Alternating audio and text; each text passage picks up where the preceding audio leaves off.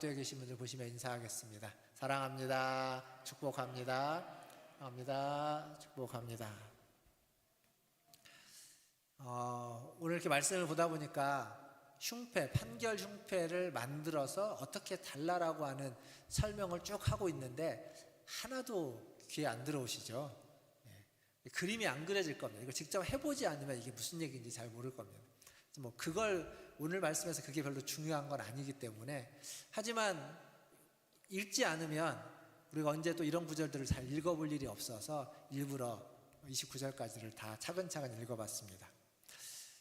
혹시 학교 다니시면서 옛날이죠, 벌써 수십 년 전인데 그때 배웠던 것 중에 혹시 기억에 남는 게 있으십니까? 생각만 해보시라는 겁니다. 생각만. 저는 중학교 때 한문 선생님이 가르쳐 주셨던 한자, 고사성어 같은 거죠, 한자 중에 다 하나도 기억이 안 나는데 기억나는 게 하나 딱 있습니다. 제가 자주 써먹는 건데 여러분들한테도 한두 번은 말씀드렸던 것 같은데, 우리가 잘 아는 지피지기면 뭐라고요? 백전백승이다, 이렇게 알고 있는 건데, 그때 한문 선생님이 뭐라고 하셨냐면 그게 아니라 지피지기면 백전불태요, 지천지지면 백전백승이라 이렇게 알려졌습니다. 제가 말씀을 준비하면서 다시 찾아보니까 이 뒷부분이 조금 다르더라고요, 삼국지에 원래 있는 부분하고. 그래서 어쨌거나 지피지기면 백전불태, 그러니까 적을 알고 나를 알면 100번 싸워서 100번 위태롭지 않다. 그리고 지천지지면 하늘을 알고 땅을 알면 찾아보니까 승가내전이라고 하는 승내가전이라고 하는 표현인데, 이건 온전히 이긴다. 하늘을 알고 땅을 알면 온전히 이긴다. 혹은 백전백승, 100번 싸워서 100번 이긴다. 이런 이제 한자였습니다. 이건 제가 잘 기억하고 있습니다. 많이 써먹거든요. 근데 여기 보니까 하늘을 알고 땅을 아는 것, 살아보니까 하늘을 알고 땅을 안다는 건 참 어려운 것 같습니다. 그러다 보니까 승리한다, 온전히 이긴다, 온전한 승리, 참 어려운 일인 것 같고요. 그리고 적을 알고 나를 아는 것, 나를 아는 것도 잘 안 되는데 다른 사람을 우리가 어떻게 알 수 있을까? 잘 모르죠. 그러니까 항상 위태롭게 사는 것 같습니다. 100번 싸워서 100번 위태롭지 않다고 했는데 모르니까 언제나 위태롭게 사는 것 같다라는 생각을 하곤 합니다. 그리고 제가 또 목회하면서 마음에 새겨놓았던 가르침, 가치, 철학들이 있습니다. 그게 뭐냐면, 하나님은 나만의 하나님이 아니라 우리의 하나님이다라는 겁니다. 그리고 또 하나는 뭐냐면, 내가 가지고 있는 우리의 믿음과 신앙이라는 게 나만을 위한 것이 아니라 우리 모두를 위한 것이다 라고 하는 가르침이었습니다. 그래서 신앙을 가졌는데 나만 잘 되는 것, 신앙을 가지면 내가 잘 돼야 되겠죠. 내가 복을 받는 게 맞습니다. 근데 그것보다 더 중요한 것은 함께 잘 되는 것이다 라는 거예요. 내가 가지고 있는 믿음이, 내가 가지고 있는 신앙의 어떠한 모습이 나를 이롭게 하고 유익하게 하는 것에서만 머무르면 반쪽짜리고, 그것이 다른 사람을 유익해 하고 다른 사람을 도와주고 세상을 유익해 하고 세상의 이로움이 된다면 그것이 우리가 가진 신앙, 우리가 가진 믿음의 진정한 모습이다라고 하는 생각을 항상 하면서 살아갑니다. 제가 이 얘기를 하는 건 제 마음에 기억하고 있었던 가르침, 새겨둔 것들인데, 여러분의 마음에는 어떤 가르침과 어떤 것이 새겨져 있으십니까? 아마 다 있을 겁니다. 한번 생각해 보시고 오늘 이 말씀을 들으면서 여러분의 마음속에 새겨놓은, 여러분의 마음속에 기록되어져 있는 그 가치는 무엇인지를 다시 한번 재발견하는 시간 되기를 바라겠습니다. 오늘 말씀은 에봇 위에 있는 흉패라고 하는, 판결 흉패라고 하는 것을 보게 될 것인데, 지난주에 에봇은 뭐와 비슷하다고 말씀드렸죠? 앞치마와 비슷합니다.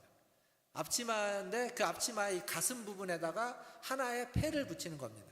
근데 이 패라고 하면 약간 좀 딱딱한 어떤 나무로 만들거나 혹은 금속으로 만든 패를 연상하는데, 오늘 성경을 보다 보니까 에봇을 만든 것과 똑같은 방식으로, 그리고 실로 만들라고 되어져 있습니다.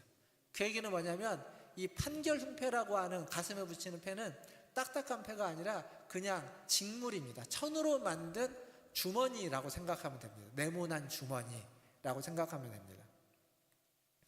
에봇이라는 옷에 달려있는 주머니입니다.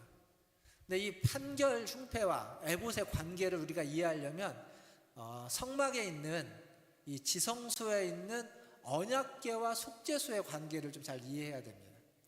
분명 지성소는 하나님의 임재를 상징하는 장소이고 거기에 있는 언약궤는 그 안에 하나님의 말씀인 십계명의 두 돌판과 아론의 쌍난 지팡이를 담아두는 곳이었는데 그 언약궤 위에 있는 것이 뭐냐면 언약궤 뚜껑이죠. 근데 그것을 속죄소라고 부른다고 했습니다. 근데 그 속죄소가 하나님의 보좌를 상징하고 하나님이 거기에 임재한다라고 강하게 강조하고 있습니다.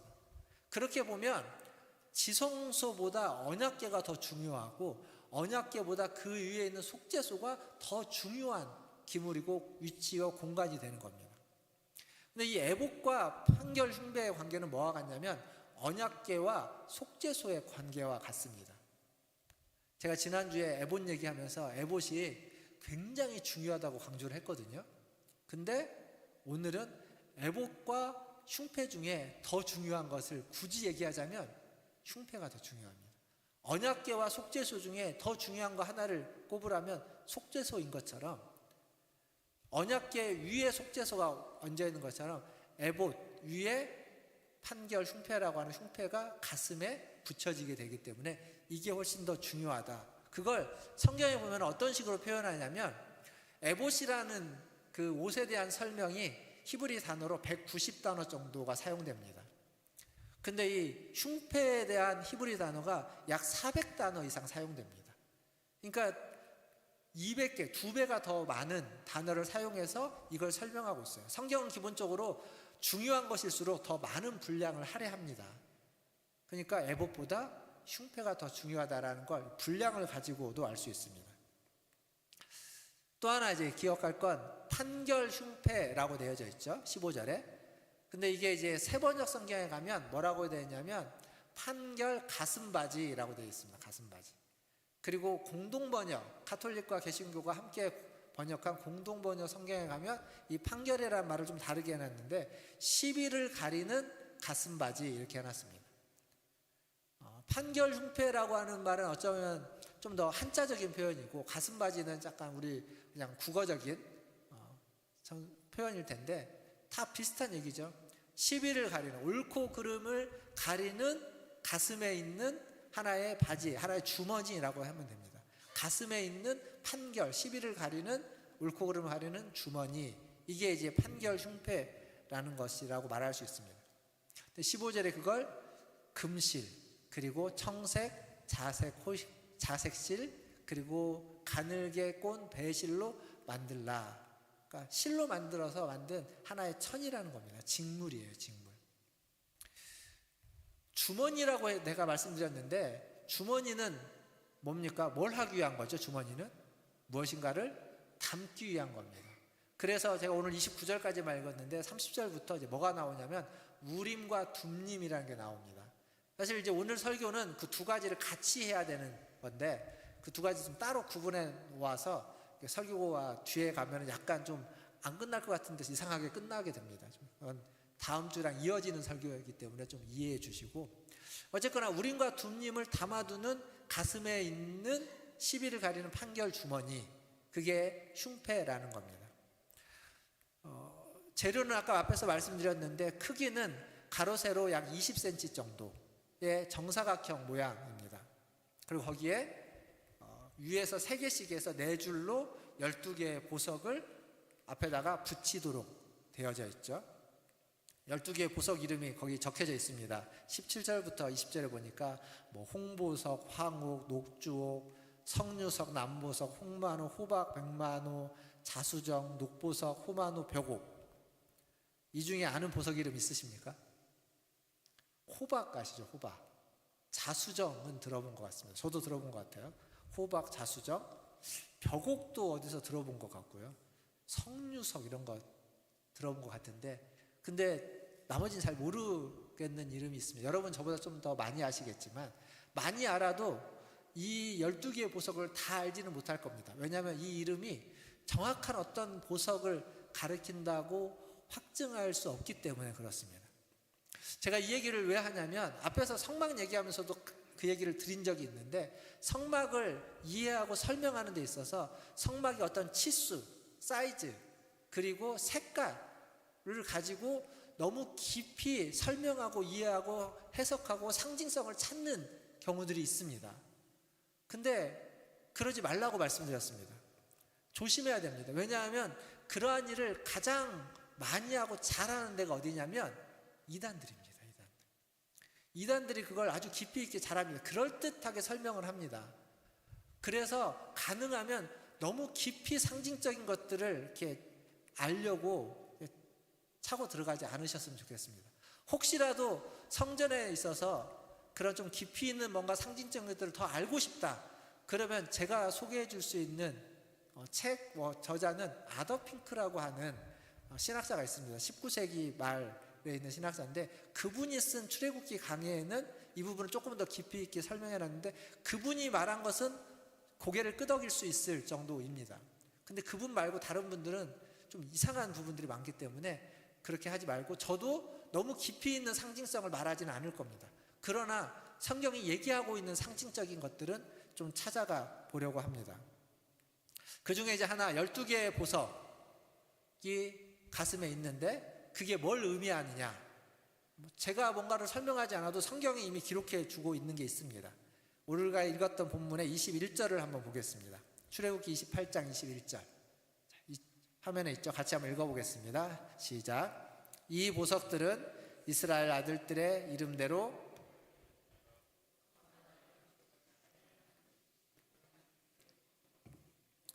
아멘. 자, 여기 보면 12보석을 가슴에 붙이라고 했는데, 그걸 뭐라고 말하냐면, 이 보석들은 이스라엘 아들들, 12아들들의 이름처럼, 그 12아들처럼 12개인데 각 보석마다 하나의 한 아들들의 이름을 도장을 새기는 것처럼 새겨라. 결국 이 12보석은 이스라엘 12아들들의 이름을 새겨놓기 위한 것이고, 그것은 이스라엘 12지파를 의미하는, 이스라엘 백성 전체를 의미하는 것이다 라는 겁니다. 근데 대제사장 옷에 이미 이스라엘 12아들 12지파의 이름이 이미 새겨져 있습니다. 어디에 있죠? 지난주에 말씀드렸던 에봇의 이 어깨 바지, 멜빵이라고 할 수 있는 이 어깨 바지 어깨에 호마노라고 하는 보석을 양쪽에 하나씩 두었는데, 그 한쪽에 6지파의 이름, 6아들의 이름, 다른 쪽에 나머지 6아들의 이름에서 이미 12지파의 이름이, 12아들의 이름이 에봇에 새겨져 있습니다. 그런데 그것을 가슴에다가 한 번 더, 똑같은 이름을 한 번 더 새기는 겁니다. 이게 이제 생각해 보면, 대제사장이 에봇을 입고 흉패를 붙이면 이스라엘 12지파의 이름을 어깨에 짊어지고 가슴에 품고 있는 그러한 모양이 됩니다. 그것만으로도 주는 메시지가 있죠. 대제사장은 이스라엘 12지파를 어깨에 메고 가슴에 품는 존재라는 상징이 떠오르는 겁니다.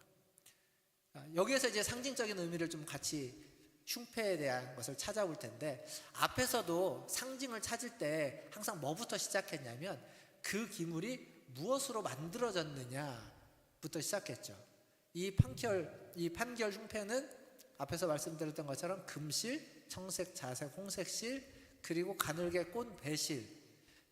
제가 이렇게 외우고 있는 건 이 얘기를 지금까지 굉장히 많이 했습니다. 이 재료를 가지고 뭘 만들었죠? 지난주에 본 거? 에봇도 이걸로 만들었습니다. 그리고 또 뭘 만들었죠? 휘장, 출입문의 휘장, 성막의 휘장, 지성소의 휘장도 다 이걸로 만들었습니다. 그리고 또 뭘 만들었죠? 지성소의 덮개도 이걸로 만들었습니다. 똑같은 걸 계속 하기 때문에 제가 반복해서 저도 알 수 있는 건데, 결국 이걸 뭘 얘기하냐면, 지난주에 에봇에 대해서 이야기할 때 뭐라고 말씀드렸습니까? 에봇은 하늘에 속한 하나의 상징물이다 라고 말씀드렸습니다.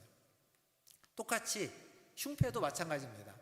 하늘에 속한 상징물이라고 볼 수 있죠. 그리고 정사각형으로 만들었다라고 하는 것도 거기에 덧붙여집니다. 지성소라는 공간이 가로 세로 20규빗과 높이 20규빗에서 정육면체 모양으로 만들어집니다. 이게 나중에 이제 계시록에 가면 새하늘과 새 땅 얘기하면서 거룩한 성 예루살렘을 이야기할 때 그것도 정육면체의 모습으로 나옵니다. 근데 공간이기 때문에 정육면체인 거거든요. 근데 이 공간이 아니라 가슴에 붙이는 건 공간으로 만들 수 없으니까 평면으로 하기 때문에 정사각형 모양으로 띄고 있는 겁니다.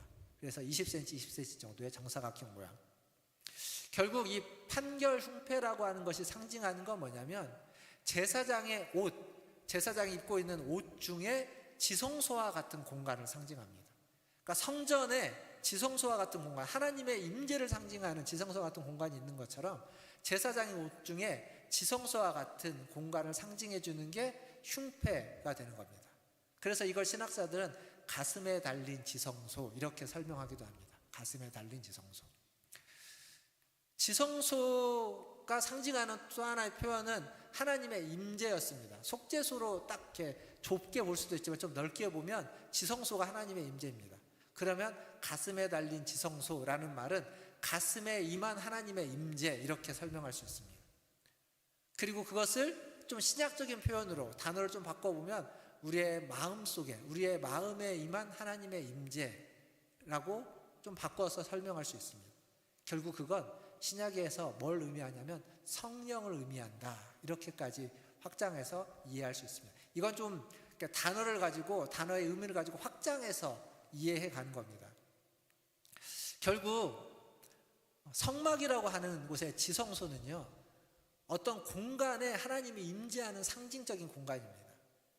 그런데 성막 자체가 사실 이동할 수 있는 것이긴 하지만 어느 정도 딱 성막을 치고 나면 고정되어져 있죠. 성막이 이동하기 전까지는 그 자리에 고정되어져 있고 그 고정된 공간 안에 고정된 장소에 고정된 곳에 하나님이 임재한다. 이렇게 지금 상징하고 있습니다. 그런데 대제사장의 이 흉패는요, 대제사장이 의복을 입고 옷을 입고 겉옷을 입고 에봇을 입고 흉패를 딱 붙이고 머리에 이제 관을 쓰고 순금패를 붙이고 난 다음에 그는 성막 안을 다니다가 성소로 들어갑니다. 이게 무슨 얘기냐면 가슴에 달린 지성소, 가슴에 있는 지성소라고 하는 말은 지성소는 고정된 공간이었는데 대제사장의 의복의 지성소를 만들어 둠으로써 대제사장이 움직일 때 지성소가 같이 움직이는 것 같습니다. 하나님의 임재가 고정된 어느 곳에 있는 것이 아니라 같이 움직이는 것이고, 그리고 하나님이 우리 사이에 함께 하고 있다는 것을 대제사장의 움직임을 통해서 이스라엘 백성은 볼 수 있는 겁니다. 그리고 그가 성전에 들어가고 있는 모습을 보는 거죠. 하나님의 임재를 가시적으로 보여주는 겁니다. 사실 성막 자체가 그렇습니다. 성막 자체가 하나님의 임재를 가시적으로 보여지는 하나의 큰 상징물입니다. 출애굽기 40장에 가면 이스라엘이 이제 성막을 다 완성하고 난 다음에 하나님 앞에 제사를 드리니까 그곳에 구름기둥과 불기둥이 임하는 장면이 나옵니다. 출애굽을 할 때 광야에서 성막을 가운데에다가 짓고, 전에도 그 그림을 보여줬지만 이스라엘 백성은 삥 둘러가지고 각 지파별로 진을 쳤죠. 각 지파 안에서 가운데를 보면 성전이, 성막이 보입니다. 그런데 성막이 그렇게 무슨 높은 건물이 아니니까 여러 텐트들이 있고 좀 멀리 가면 잘 안 보일 겁니다. 그런데 불기둥과 구름기둥이 임하면 어디에서든지, 사방 어디에서든지 볼 수 있고 그걸 통해서 하나님이 우리와 함께하고 있구나라고 하는 걸 확인할 수 있는 하나의 커다란 상징물이 되는 겁니다. 하나님을 보는 거죠. 하나님의 임재를 가시적으로 보는 겁니다. 여러분, 살면서 하나님의 임재를 가시적으로 본 경험이 있으신가요? 사실 우리는요, 의미적으로 보면 우리는 매일매일 하나님의 임재를 가시적으로 보고 있습니다. 언제 보냐고요? 옆에 분을 한번 보세요. 뭐가 보이십니까? 옆에 분을, 저를 보지 마시고 옆에 분을 보세요. 뭐가 보이십니까? 하나님의 형상이 보이는 겁니다. 하나님의 형상. 우리가 하나님의 형상으로 지음받았다고 이야기합니다. 그렇다면 내 옆에 있는 분은 하나님의 형상입니다. 하나님을 보는 거예요.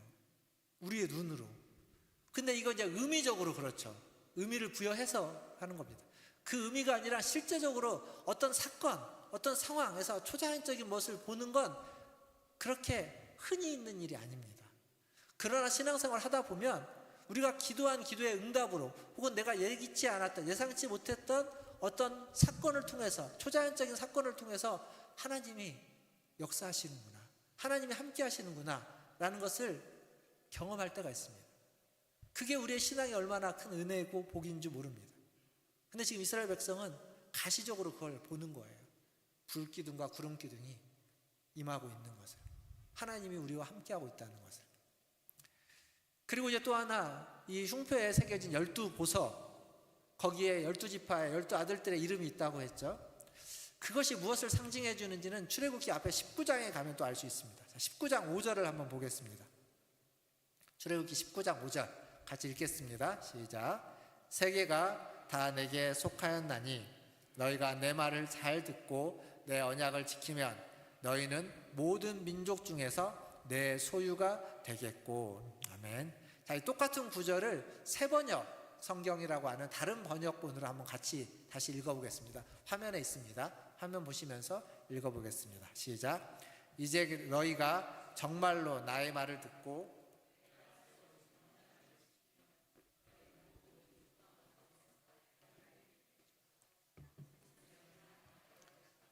그러므로 너희는 내가 선택한 백성이 되고.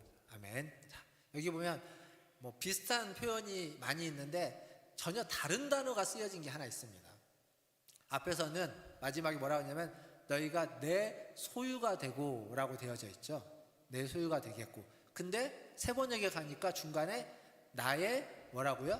보물이 될 것이다. 소유와 보물은 조금 다른 단어죠. 물론 앞에 단어도 소유라고 표현을 했지만 사실은 그 세큘라라고 하는 히브리어 단어는 내가 가지고 있는 소유 중에 가장 가치 있는 소유, 가장 보물 같은 소유, 그것을 의미합니다. 그래서 의미상으로는 똑같은데 세번역은 정확하게 보물이라고 해놨습니다. 보물.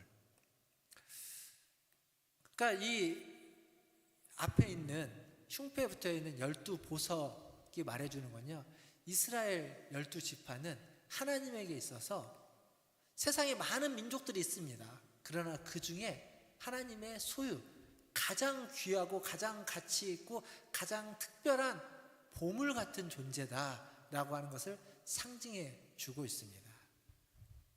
근데 사랑하는 성도 여러분, 이게 저기 멀리 있는 이스라엘 땅에 있는 유대인들을 해당으로 하는 얘기가 아니라, 옛날에는 그랬어요. 옛날에는. 그렇지만 지금 이 얘기가 하는 말은 여기 있는 여러분이 하나님의 가슴에 있는 특별하고 소중한 보물 같은 존재다라는 것을 말해주고 있는 말씀입니다. 이게 우리의 가치이고 우리의 정체성입니다. 여러분은 매우 아주 특별한 하나님의 보물이십니다. 믿으십니까? 네, 이럴 때는 크게 아멘 하셔도 됩니다. 아주 특별한 존재, 보석 같은 존재, 흉패의 가슴에 달아놓은 보석을 통해서 말해주고 있습니다. 대제사장은 이 옷을 입고 이 흉패를 붙이고 성소에 들어갑니다. 근데 그거에 대한 또 목적이 하나 있어요. 오늘 우리가 읽었던 본문 29절을 한번 볼까요? 29절 한번 같이 읽어보겠습니다. 오늘 읽었던 본문 29절입니다. 시작. 아론이 성소에 들어갈 때에는 이스라엘 아들들의 이름을 기록한 이 판결 흉패를 가슴에 붙여 여호와 앞에 영원한 기념을 삼을 것이니라. 자, 이걸 붙여서 영원한 기념을 삼는다. 이게 또 확 와닿지 않아요. 아까 말했던 그 세번역 성경에 가보면 여기 영원한 기념을 삼는다라는 말을 뭐라고 말하냐면 언제나 이스라엘을 기억하게 하여라. 하나님이 잊어버리지는 않겠지만, 하나님이 잊으시는 분은 아니지만 이 흉패를 통해서 하나님이 우리를 잊지 않도록 하라 라고 하나님이 스스로 우리에게 명령하고 계십니다. 본인이 잊지 않으실 거지만 본인이 기억할 수 있도록 만들라는 겁니다. 사랑하는 성도 여러분, 우리에게는요 이 구약에 있는 대제사장과 같은 대제사장이 있지 않습니다. 우리에게는 유일하고 딱 한 분이신 예수 그리스도 위에 대제사장밖에는 없습니다. 근데 그분이 하나님 앞에 가서 우리를 하나님이 잊지 아니하시도록, 하나님 우리를 순간적으로라도 깜빡하지 않도록 우리를 기억나게 해주실 거다라고 하는 것을 이 구약에 있는 이 흉패에 있는 이 말씀을 통해서 우리는 알 수 있습니다. 그러니까 상징성이라는 건데요, 상징을 지금 이야기하고 있는 건데, 상징이 어디 뭐 엉뚱한 데서 가지고 와갖고 상징의 의미를 파악하는 것이 아니라 지금 성경에 있는 내용에서 기억하게 하라, 기념하게 하라, 잊지 않도록 하라 라고 하나님의 말씀이 지금 말해주고 있는 겁니다. 우리에게 있는, 우리가 믿는 대제사장이신 예수 그리스도는 우리를 하나님이 잊지 않도록, 하나님이 혹시 우리를 그냥 스쳐 지나가게 하지 않도록 끊임없이 여러분의 이름을 기억나게 해주시는 분인 줄 믿습니다. 우리가 그 주님을 믿고 그 주님 우리와 함께하는 겁니다. 그리고 이 12보석 관련된 말씀이 계시록 21장에 또 나옵니다. 구약에 있고 계시록 21장에 있는데, 거기에 가면 새하늘과 새 땅, 거룩한 성 예루살렘 이렇게 나오죠. 거기에 보면 이 거룩한 성 예루살렘, 앞에서 말했던 것지만 지성소와 같은 공간처럼 정육면체로 된 엄청나게 큰 공간, 전에 계시록 할 때 말씀드렸던 어마어마하게 큰 공간이죠. 수천 킬로가 되는 가로 세로 높이가, 그 공간이 등장하는데 그게 굉장히 아름다운 공간으로, 아름다운 보석과 그런 것들로 치장된 공간으로 등장합니다. 왜 등장하냐면, 그렇게 등장하는 이유는 하나님의 영광을 표현할 방법이, 우리가 가지고 있는 우리의 이해로서 표현할 방법이 그거밖에 없기 때문입니다. 하나님의 그 빛나는 영광을 표현하려고 하니까 가장 가치 있고 가장 소중하고 가장 빛나는 보석으로, 금은보와 보석으로 표현할 수밖에 없기에 그렇게 표현하고 있는 겁니다. 그런데 이 성막과 그 거룩한 성 예루살렘이라고 하는 같은 점은 그러한 같은 점이지만 차이점이 있습니다. 그게 뭐냐면, 지성소, 성막에는 지성소라고 하는 하나님의 임재하는 공간이 별도로 있는데 이 거룩한 성 예루살렘은 없습니다. 그게, 그 이유는 앞에서 말씀드렸습니다. 지성소의 공간의 확장이기 때문에, 그 성 자체가 하나님의 임재입니다. 뭐 별도로 하나님의 임재한 어떤 공간이 필요하지 않기 때문에 그 공간이 없습니다. 또 하나의 차이점은, 성막, 성전은 문이 딱 하나입니다. 동쪽의 문이 하나밖에 없습니다. 그 문을 통해서만 하나님께 들어갈 수 있습니다. 나아갈 수 있습니다. 그러나 거룩한 성 예루살렘은 동서남북 사방에 각각 문이 3개씩 12개가 있습니다. 그 얘기는 뭐냐면, 사방 어느 곳에서든지 누구나 다 그곳으로 나아올 수 있고 들어갈 수 있다. 하나님을 만나는, 하나님 전에 갈 수 있다라고 하는 것을 상징해 주는 겁니다. 뒷얘기는 다음 주에 이어서 하고요. 이제 말씀 여기까지만 하고 이제 정리를 해보겠습니다. 초콜릿 좋아하십니까? 초콜릿 중에 뭐 맛있는 초콜릿들이 많은데 그 중에 고디바라는 초콜릿 아십니까? 고디바. 아시는 분은 속으로, 마음속으로 손들면 됩니다. 고디바라는 초콜릿이 있습니다. 고디바라는 초콜릿에 로고가 있습니다. 로고를 한번 보여주시겠습니까? 이게 고디바 초콜릿의 로고입니다. 그 글씨가 적혀져 있고, 벨지움 1926년에 만든 상표입니다. 저 위에 있는 그림이 있죠. 저게 무슨 그림이냐면 말을 타고 있는 여인의 그림입니다. 근데 저 그림과 얽혀져 있는, 저 그림이 나오게 된 스토리가 있는데, 11세기 영국에 그 코번트리라고 하는 영주가 있는데, 그 영주가 굉장히 못된 나쁜 영주였습니다. 근데 이 나쁜 영주의 아내가, 착한 아내가 있는데 그 아내의 이름이 레이디 고디바입니다. 그 아내의 이름입니다. 저 고디바는 그 아내의 이름입니다.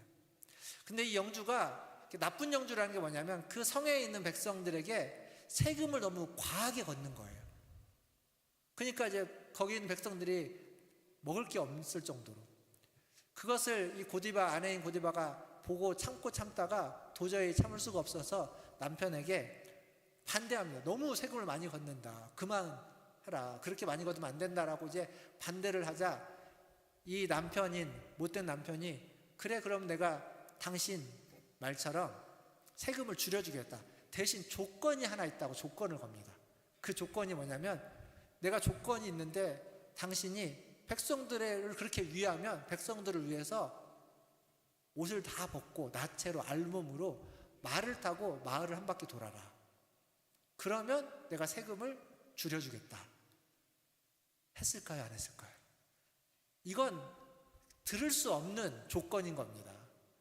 그 남편 입장에서는 이건 할 수 없는 조건이라 생각해서 조건을 내건 건데, 이 아내인 고디바가 고민하다가 백성을 위해서 그 수치를 자기가 지기로 마음 먹고 날을 정해서 말을 타고 그 마을을 돌게 됩니다.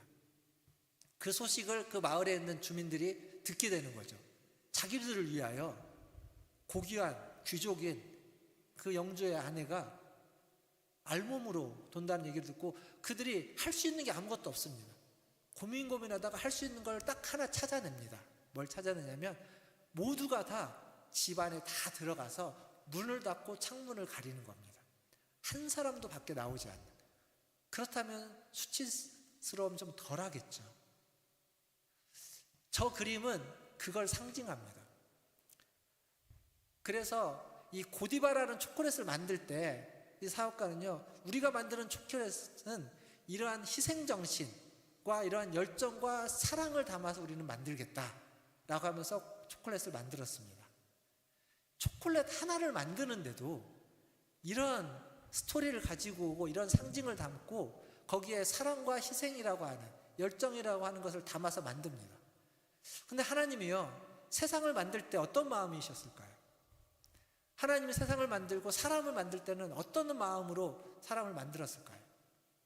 근데 그렇게 하나님의 그 열정을 담아서 세상을 만들고 사람을 만들었는데 그 사람이 타락해서 세상을 망가뜨려 버렸습니다. 그때는 어떤 마음이었을까요?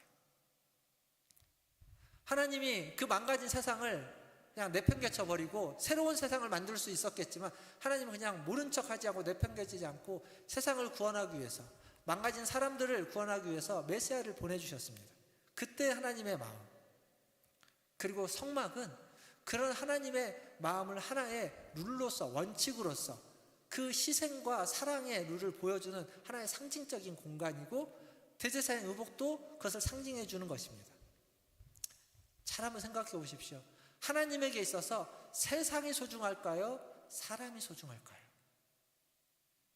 사람을 위하여 세상을 만들었나요? 세상을 위하여 사람을 만들었나요? 사람을 위하여 세상을 만들었습니다. 세상보다 사람이 더 소중합니다. 그것도 하나님을 믿고 따르는 하나님의 백성들. 그래서 아까 출애굽기 19장 5절에서 내 소유, 내 보물이라고 이야기하는 겁니다. 대제사장의 가슴에 새겨진 그 보석은요, 그걸 상징해 주는 겁니다. 내 가장 소중한 보물을 가슴에 품고 있는, 가슴에 품는 가장 소중한 보물을 상징해 주고 있고, 그게 바로 여러분입니다. 그게 바로 여러분 자신인 겁니다. 내가 얼마나 귀한 자인지. 이사야서 49장 16절에 보면 내가 너를 손바닥에 새겼다라고 하나님 그렇게 말씀하십니다. 손바닥에 새겼다.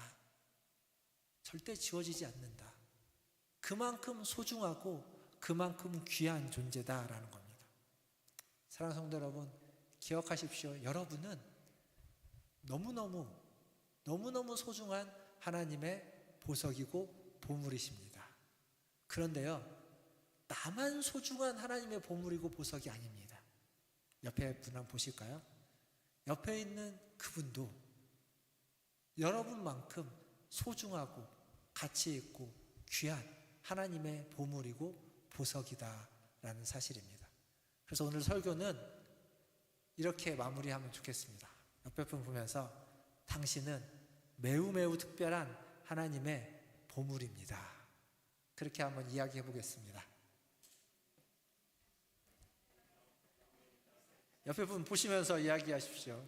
부부 사이여도 보시면서. 제가 1부 때도 그렇게 했지만 사실 마음으로 하고 싶은 건 일어나가지고 한 10명씩 다니면서 얘기하라고 하고 싶은데 그런 거 우리 싫어하잖아요. 저도 그런 거 시키면 쑥스러워서 잘 안 다닙니다. 그러니까 내가 싫어하는데 남한테 시키는 거, 그래서 앉아서만 하라고 하시는데 말씀드리는 건데, 방금 얘기하신 분 말고 조금 몸을 조금 더 돌려서 다른 분에게 한 번만 더 이야기해 보겠습니다. 당신은 매우 매우 소중한 하나님의 보물이십니다.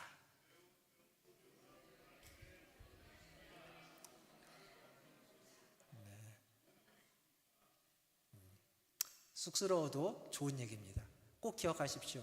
나도 그리고 내 옆에 있는 분도 매우 매우 소중한 특별한 하나님의 보물이라는 걸 기도하겠습니다. 같이 한번 기도하면 좋겠습니다. 여러분이 하나님께 그렇게 귀한 보물이십니다. 그리고 내 옆에 있는 분도 그렇게 하나님의 귀한 보물입니다. 아니 어쩌면 우리가 밖에서 만나는 모든 사람이 하나님의 그런 귀한 보물이 될 수 있는 분들입니다. 하나님, 나를 하나님의 특별한 사람으로 삼아주셔서 감사하고, 그리고 우리를 하나님의 특별한 자로 부르셔서 감사합니다. 그리고 하나님의 특별한 자로 부름받아야 되는 또 많은 사람들이 있습니다. 하나님, 그들에게도 하나님의 특별한 은혜와 사랑을 전해주셔서 그들도 하나님의 특별한 백성이 되게 하여 주시옵소서.